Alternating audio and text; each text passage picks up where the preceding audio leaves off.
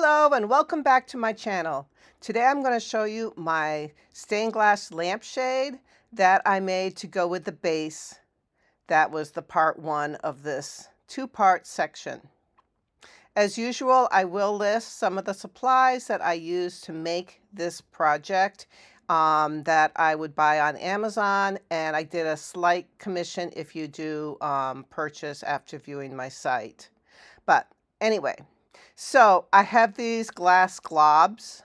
I actually got these globs at Hobby Lobby, and there's some variety of sizes. I used half of a 7/32 inch wide black foil to go around each one to foil so they would be ready to place in my project. I used paper, graph paper, and figured out what sizes I wanted to use for the pattern. I wanted to have 3 pieces fit in one 12 by 12 inch piece of glass. So that had something to do with the pattern that I made. Right now I'm using my Taurus ring saw to cut out the curvy part on the bottom. I did use a regular glass cutter to do the straight sides, but because of the curviness, and I'm not terribly good about cutting the curves perfectly by hand and not having them crack, it's just a lot easier to use a ring saw. Now this section that I'm showing you, I'm doing at normal time. I didn't speed this up at all, so you can see how long it takes to actually cut out this kind of a design. Now the fun thing about a ring saw is you don't need to turn your piece of glass like you would on a regular like bandsaw, because the blade is an oval. You can go forward, backwards, left and right without twisting the piece of glass or stone or whatever you're cutting. So it's really cool. You just kind of go sideways. It might take a little bit to practice, but it's pretty easy to get used to it. If you get a little bit off, you can just go back. Like that section, I didn't get quite close enough, so you can just go back and fix it. And you can even grind it afterwards if you need to. Okay, so this is sped up a little bit.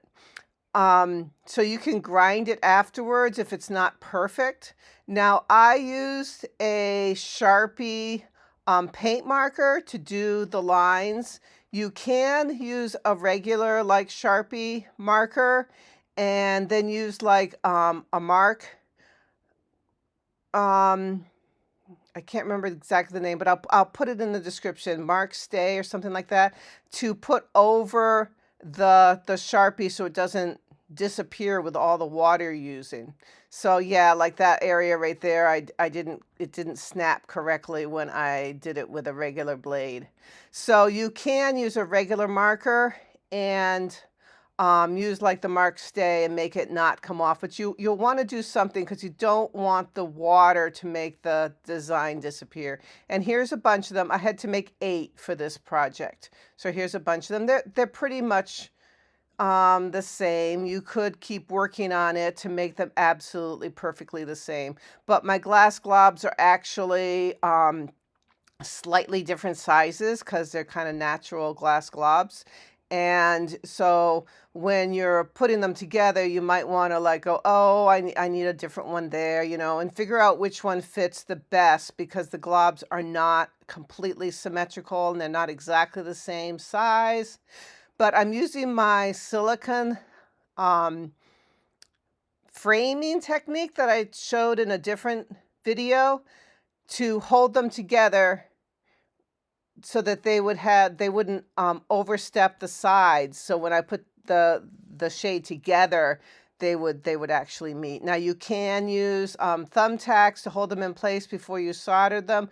I ended up not needing to do this. I just ended up just like plopping them in and soldering away. That seemed to work fine. They're really not that fancy a cutout that you have to hold them perfectly.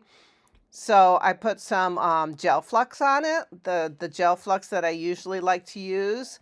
And I mean, yeah, you can use paste flux or liquid if you need to, if that's all you have. But I like the gel because it's not quite as runny as a liquid, and it's not quite as thick as the paste, so it goes on pretty smoothly.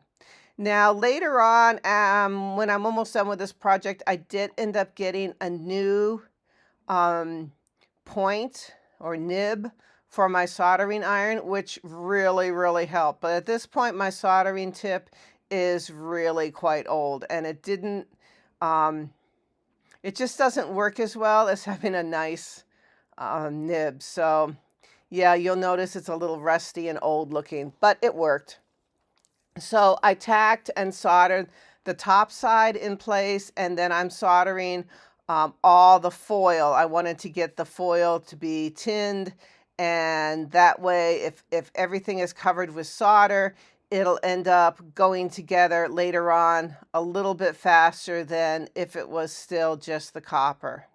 Now, when you do foil something like this, remember to smooth down or burnish all the edges so that your foil is actually really sticking to your glass. Because if it's not, you might lose some of the glass when you're working, and it won't stay together as well. Even after you squish it down the best you can, it's still, it's not all that much an overlap, so you could still have issues with it coming apart.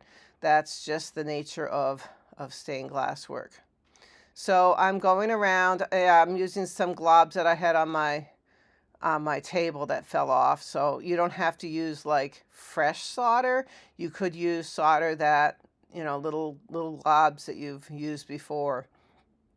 So yeah, remember I had to do 8 of these. So I tried to make them all obviously look the same. So I'm looking at the direction that they're coming out from the amber part and trying to make them spray out the same, kind of like in an array. Make sure that you solder the back of everything, because especially when you're only foiling a very thin piece of foil, like I said, I put around the black glass globs, only like half the thickness of 7/32 inch foil. It's not a whole lot to hang on to, so you really need to back solder. And when you are soldering the foil, don't heat it up too much. Yep, right there. Yep, I heated it up too much and one fell off. So I had to take that one off and put a new one on. Now that one that fell off, I just need to clean it and I can use it again. So here I have a bunch of them sitting on my little Taurus ring saw just for show. I have 8 of them all done. Now what I'm doing is I am wrapping every piece in a piece of wire.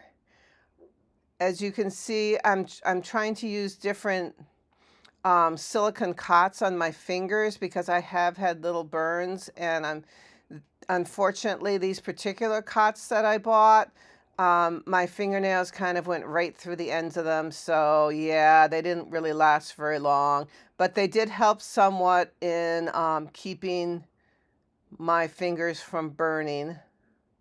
Because sometimes I forget and I get my fingers too close to the solder, or I mean to the wire, and yeah, that's not really very healthy.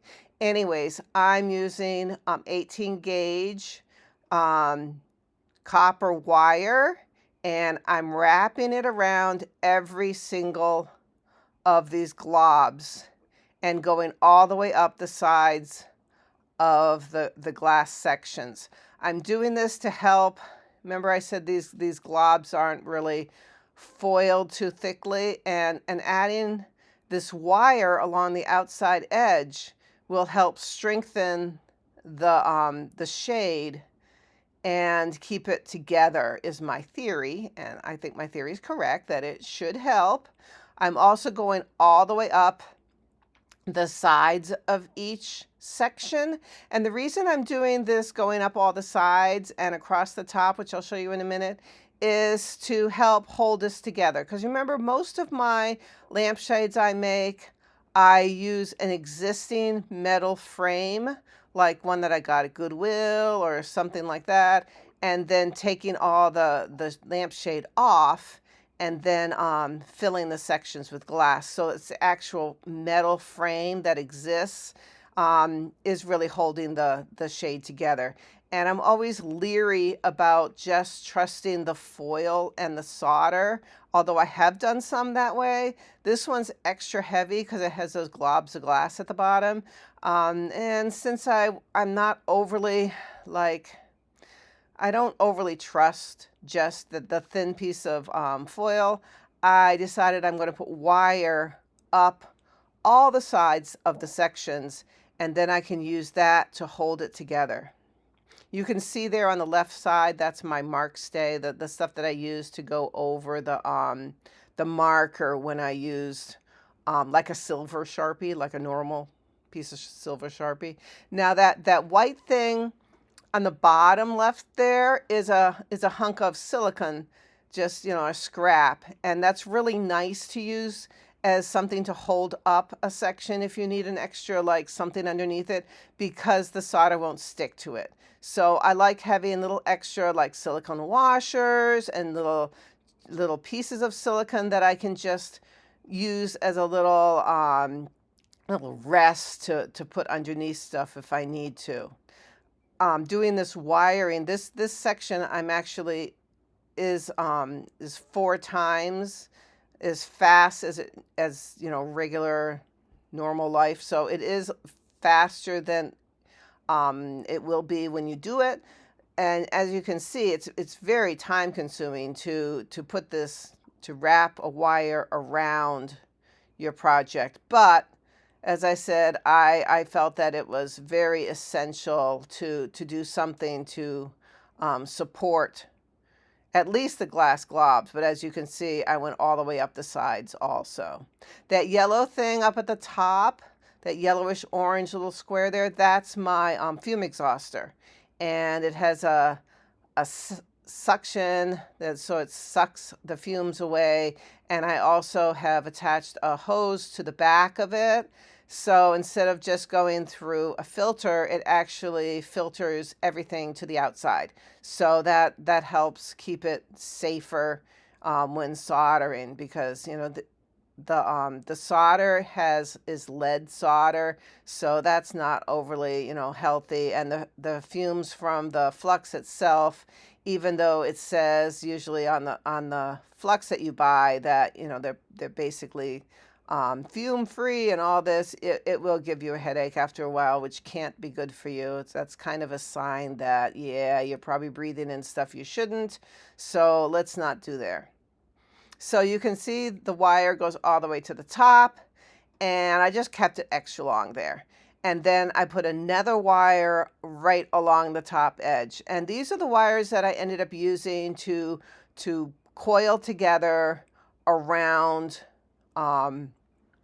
around a metal hoop that I use for the top of the lampshade. So basically I wrap these all around my metal hoop, and then with tape, I taped my pieces temporarily together in the shape that I wanted.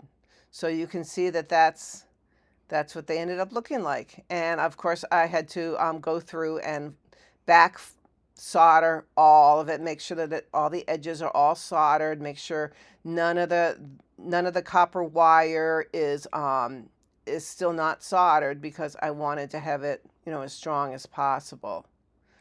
So here again, I'm doing another one, and you can use a probe or tweezers or whatever you have to help bend the wire around the project that you are trying to surround with wire. I do have a video on how to strengthen the finished edge of a project, and there's a few different ways you can do it. I just happen to like to do it this way with just putting a thin piece of wire around the finished edge. You do want to choose copper wire because obviously copper or brass is really easy to solder to, so that's why you want to use that kind of wire. And you want to use a wire that is not really thin because it won't be as strong, but you want it as thin and malleable as you can get away with, because you don't want to use really thick wire that you can't easily bend into the contour of what you are making. So that makes sense, right? So like if I use 14 gauge, which is pretty thick wire, that would be that much harder to bend around the edge. So that's why I chose the 18, or maybe I used 20. I think I used 18 on this. But 18 or 20 would work fine. You don't want to go down to like a 26 or 28 because that's really, really thin.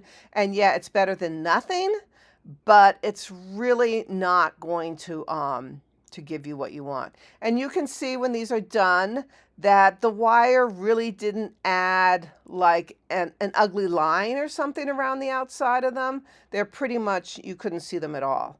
Now I used other hoops to help keep it round while I was wiring them together into a lamp shape.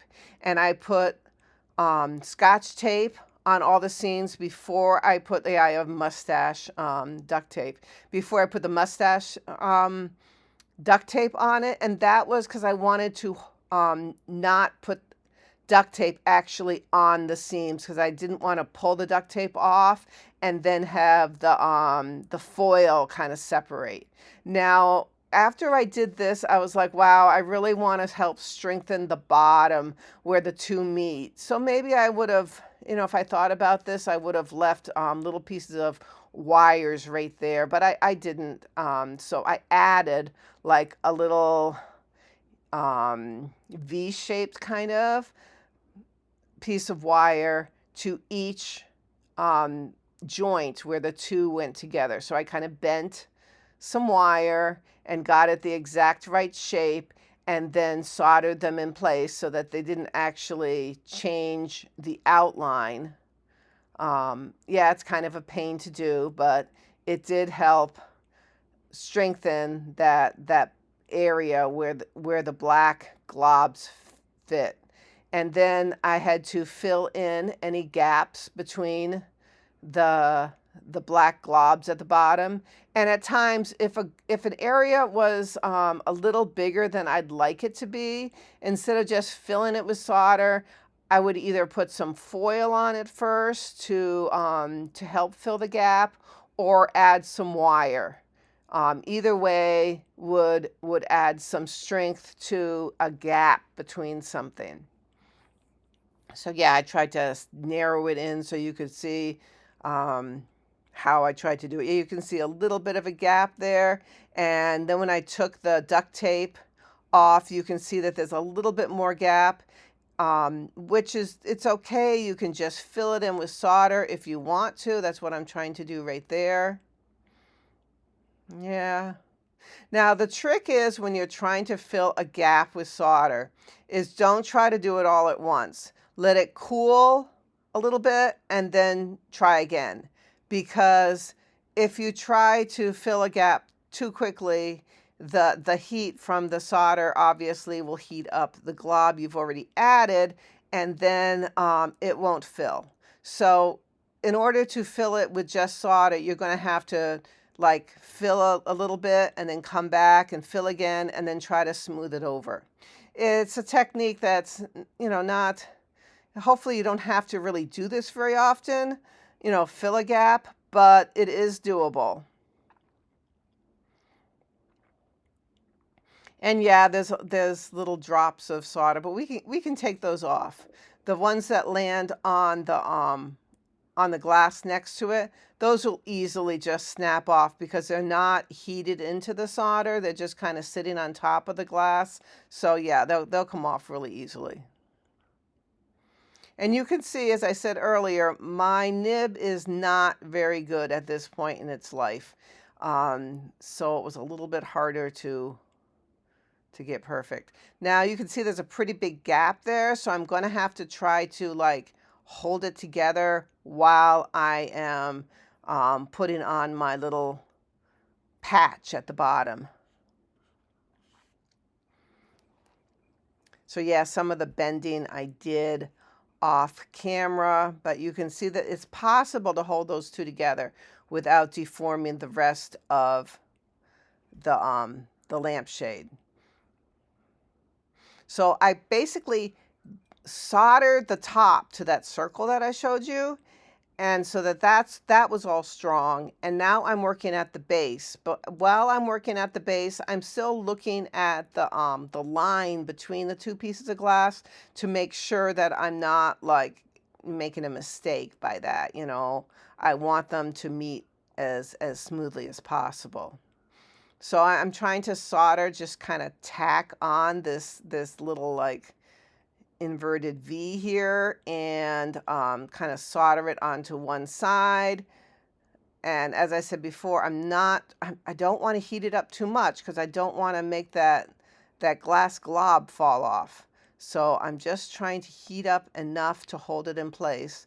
Then I'm going to let it cool just for a second, and then try to bend the other side. You know, if I have it together, okay, that's what it's going to look like. So I'm trying to hold it and bend it. Yeah, this is where I sometimes get in trouble and heat up my fingers a little bit too much. I don't really have a way to clamp that together, so that's why I just kind of use my hand to hold it in place. So I'm bending it to the shape I want, clipping it, bending it, soldering it, you know, etc.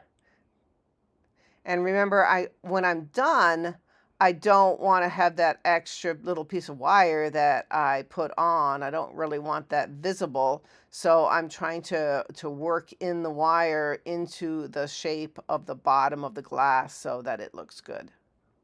And then of course I need to fill in that gap. But see, that's where that piece of Scotch tape that I put over the seam, because Scotch tape, yeah, doesn't stick to solder very well. So that was very safe to use that as a kind of barrier to the duct tape. Sticks very well to the glass. Right now I'm using, you can't really see this video very well from the angle, unfortunately. I have a different kind of cot. I have a whole glove silicone, and that kind of worked okay. I'm sure my fingernails would go through that again. But anyway, so I put flux on all the seams, and I'm going to solder the inside seam of everything, just like I soldered the outside. So I'm going to solder down the seam on the inside. I'm going to make sure that everything is soldered. You know, my back soldering that I did on each section, I'm going to make sure that they are looking good.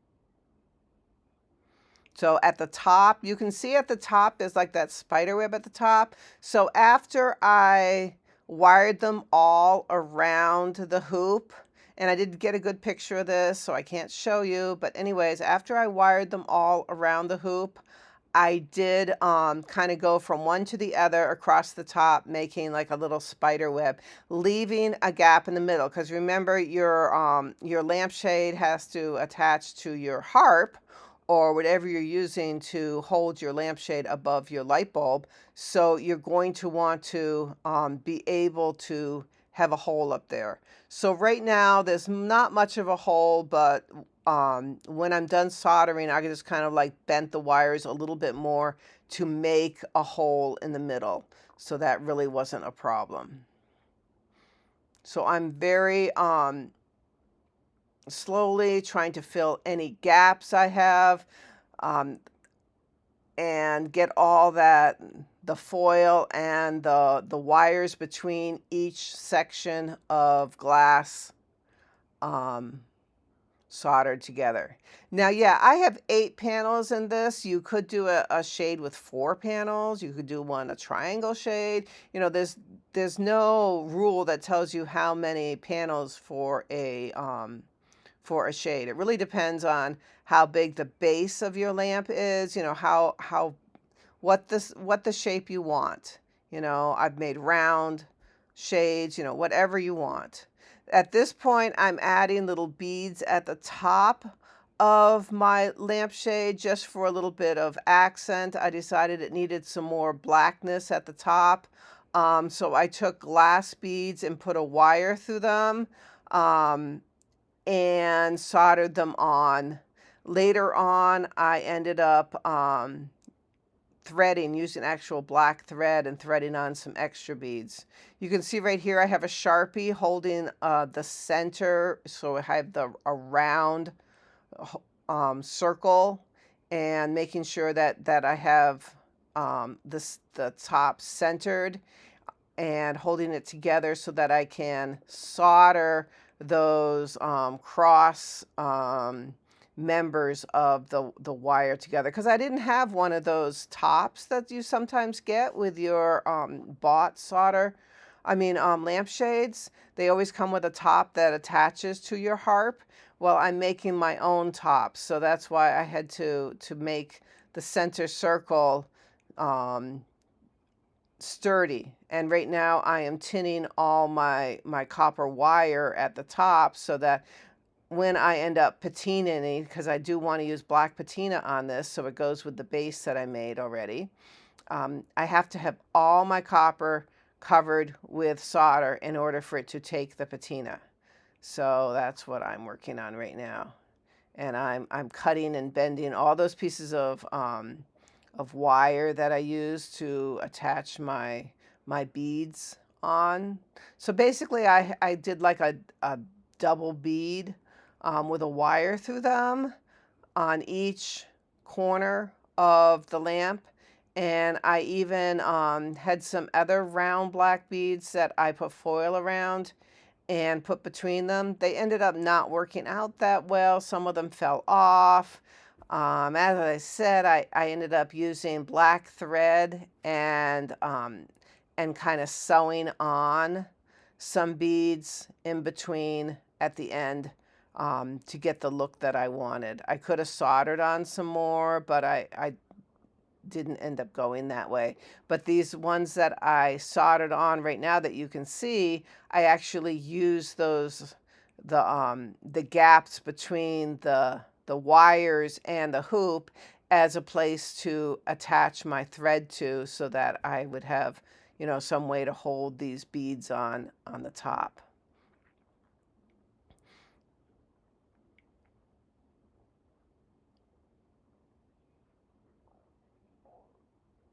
So right now I am trying to make sure that everything is attached as much as possible and that all the copper is covered.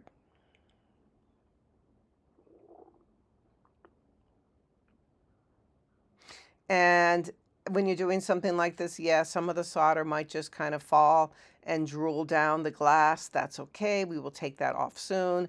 And some of the solder might just fall onto your work surface. It's one reason why I have my work surface covered with silicone or use a silicone mat.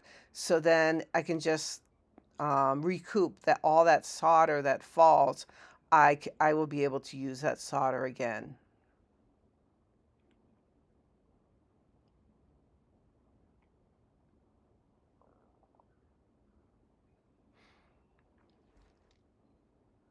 And these silicone gloves that I'm using actually ended up working quite nicely.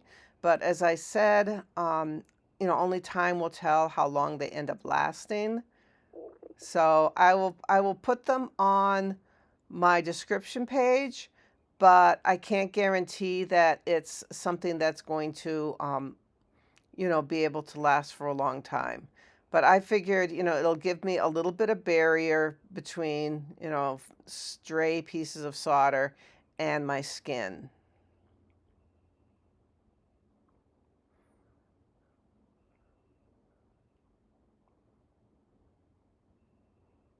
And later on, when I did buy a new nib, oh, it just, all of this would have gone so much faster because this nib that I have is just, it's not heating up the solder as evenly and as quickly as it should. It's just, I didn't realize how bad it was until I got a new one. But I guess looking back on my Amazon, it is like a few years old. So I guess it, because of all the soldering I do, it did deserve to be replaced.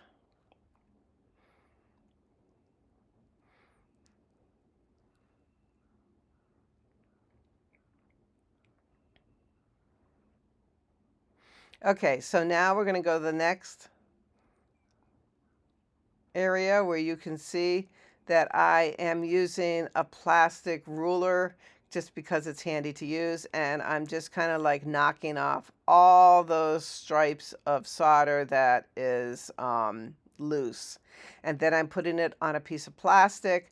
I'm spraying my project with black patina like I usually do.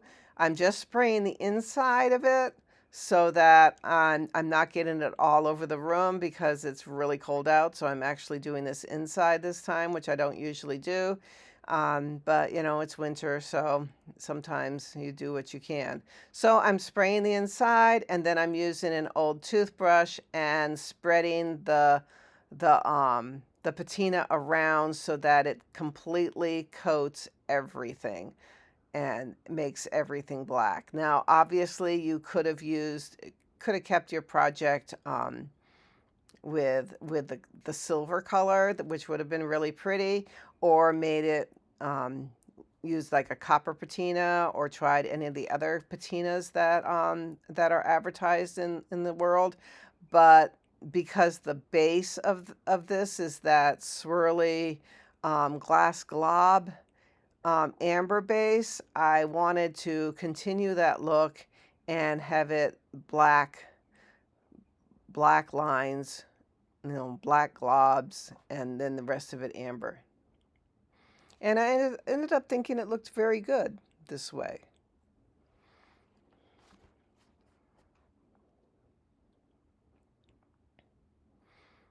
So I'm just spreading out, making sure everything is covered with the patina. Now remember, patina is not very healthy, so you don't want to breathe it in. You don't want to get it on your skin, so you do want to wear gloves.